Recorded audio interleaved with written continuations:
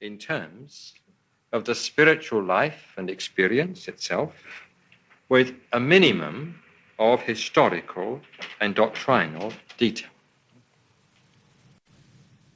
So much by way of preface. Now we come to tonight's subject proper, which is, as I've said, the origin and development of the Bodhisattva ideal. And when one comes up against this subject, when one begins to speak upon this subject of the Bodhisattva ideal, though one might have studied it for many, many years, though one might even have spoken on it before many, many times, all the same, one hardly knows where to begin. Even in the handful, there are so many leaves, as it were, one hardly knows which one to take up first. But these lectures are meant for beginners as well as for more advanced students. So perhaps it is better this evening to begin right at the beginning with the word Bodhisattva itself.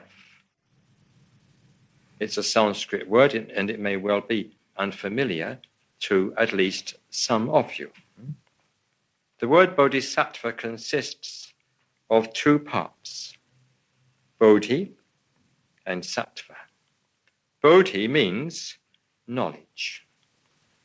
It means awakening, not knowledge in the ordinary sense, not awakening in the ordinary sense, but knowledge in the sense of supreme knowledge, spiritual knowledge, knowledge of reality.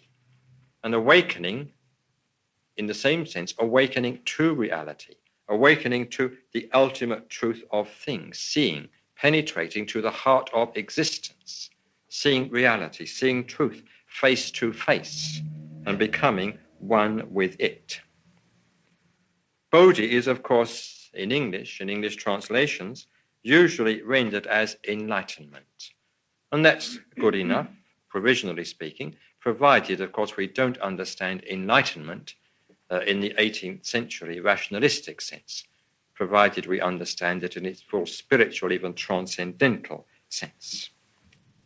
And this enlightenment, this Bodhi, this supreme spiritual knowledge, this transcendental wisdom, this great spiritual awakening, this, we may say, is the ultimate goal of the Buddhist life. This is what we're really concerned with. This is what we're really concerned about. Enlightenment, awakening, supreme knowledge. Now, sattva, the second part of the word, means simply a living being. Not necessarily a human being. It can mean any living being, even an animal, even an insect. So bodhisattva means an enlightenment being, a being of awakening, if you like. And therefore the term means a being whose whole life is dedicated to the attainment of enlightenment. This is what a bodhisattva means. This is the meaning of the word. A being whose whole life, all of whose energies are devoted, dedicated to the attainment of this knowledge of reality, this state of enlightenment. So in a sense, we may say, to begin with provisionally, the bodhisattva is the ideal Buddhist. The Buddhist, ideally, is devoted, is dedicated to following the teaching of the Buddha, and by following that teaching, to reach, to realize the same spiritual experience of enlightenment as the Buddha himself.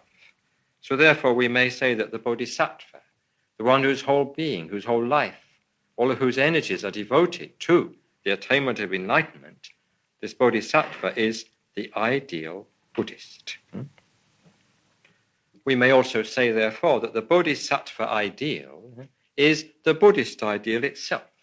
The bodhisattva ideal is the ideal of the higher evolution, of one's self-transformation from unenlightened to enlightened humanity. The bodhisattva ideal, in a word, is the ideal of the attainment of Buddhahood.